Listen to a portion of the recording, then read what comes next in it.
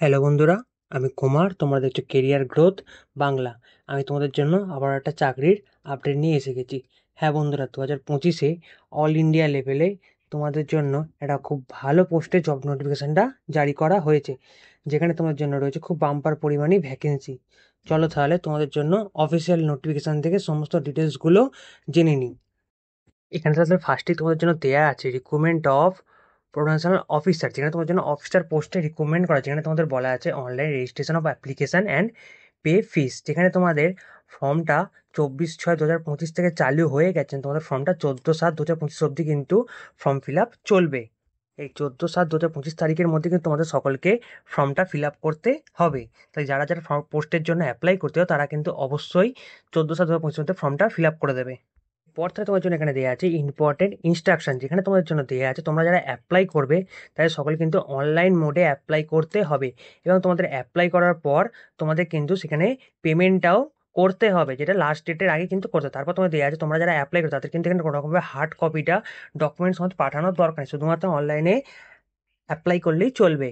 পরের পয়েন্টে তোমার জন্য যে তোমরা যারা অ্যাপ্লাই করবে তাদের কিন্তু নিজস্ব একটা ঠিকঠাক ইমেল আইডি মোবাইল নাম্বার থাকতে হবে, যেগুলোর মাধ্যমে তোমাদের পরবর্তীকালে কন্ট্যাক্ট করা হবে। তোমাদের ইন্টারভিউ এবং কল লেটার তোমাদের ওই ইমেলের মাধ্যমেই পাঠানো হবে, অথবা মোবাইল নাম্বারে SMS এ পাঠানো হবে।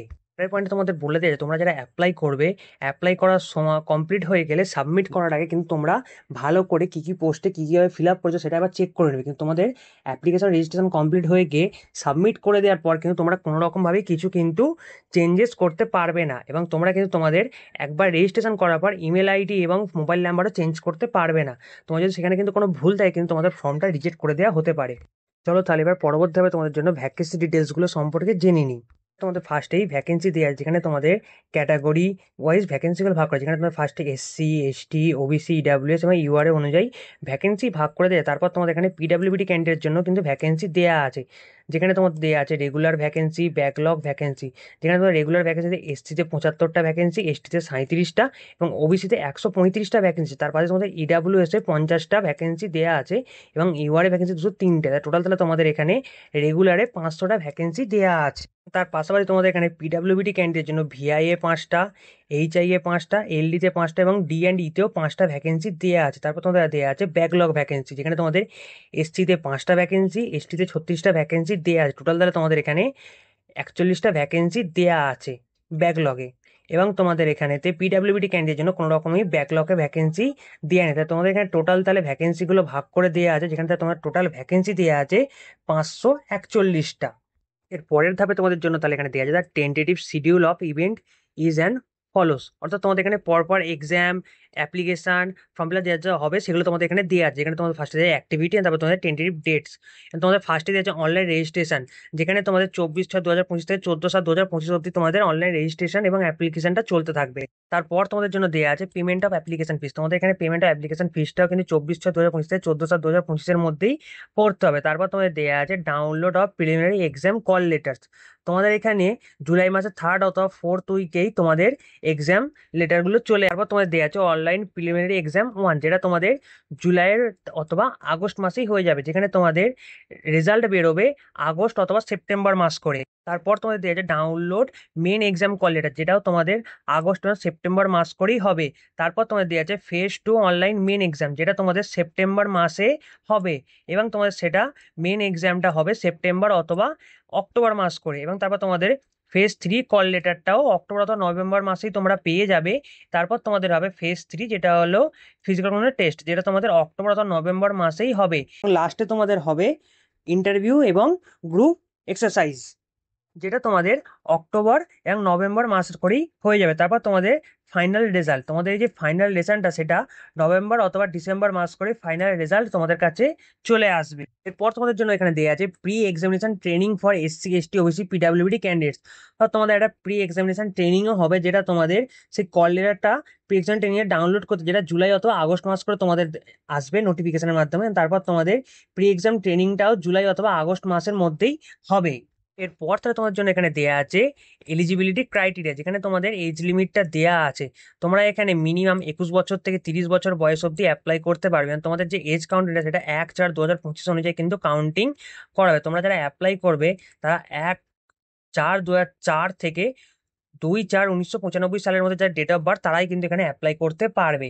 এবং তারপর তোমাদের ক্যাটাগরি ওয়াইজ কিছু ভাগ করে দেওয়া আছে।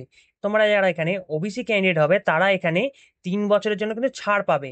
তারপর যারা SC/ST ক্যান্ডিডেট হবে তারা এখানে 5 বছরের ছাড় পেয়ে যাবে।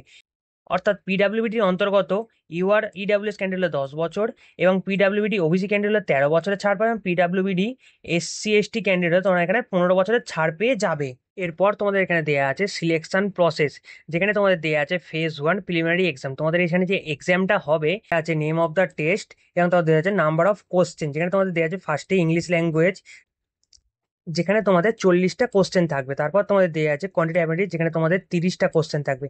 তারপর দেওয়া আছে রিজনিং অ্যাবিলিটি, যেখানে তোমাদের 30টা কোশ্চেন দেওয়া আছে। টোটাল হলে তোমাদের এখানে 100টা কোশ্চেন দেওয়া থাকে। তারপর তোমাদের এখানে দেওয়া আছে মার্কস এবং ডিউরেশন, যেখানে তোমাদের টোটাল মার্কস থাকবে 100 নম্বর। তোমাদের ডিউরেশন অনুযায়ী দিয়ে ইংলিশে তোমাদের জন্য থাকবে 20 মিনিট, তারপর তোমাদের কোয়ান্টিটি অ্যাবিলিটির জন্য থাকবে 20 মিনিট, এবং তারপর তোমাদের রিজনিং অ্যাবিলিটির জন্য থাকবে 20 মিনিট। টোটাল তোমাদের এখানে 1 ঘন্টা সময় দেওয়া হবে।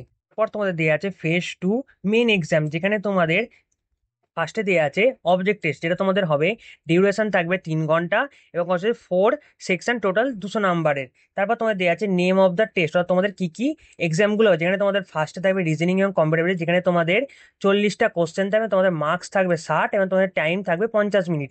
তারপর তোমার থাকবে ডাটা অ্যানালিসিস অ্যান্ড ইনফরমেশন, যেখানে তোমাদের 30টা কোশ্চেন থাকবে এবং 60 নম্বরের মার্কস থাকবে, এবং তোমাদের টাইম থাকবে 45 মিনিট। তারপর তোমাদের থাকবে general awareness, economy and banking knowledge, যেখানে তোমাদের 60টা কোশ্চেন থাকবে এবং তোমাদের মার্কস থাকবে 60 নম্বর, তোমাদের এখানে 45 মিনিট টাইম দেওয়া থাকবে।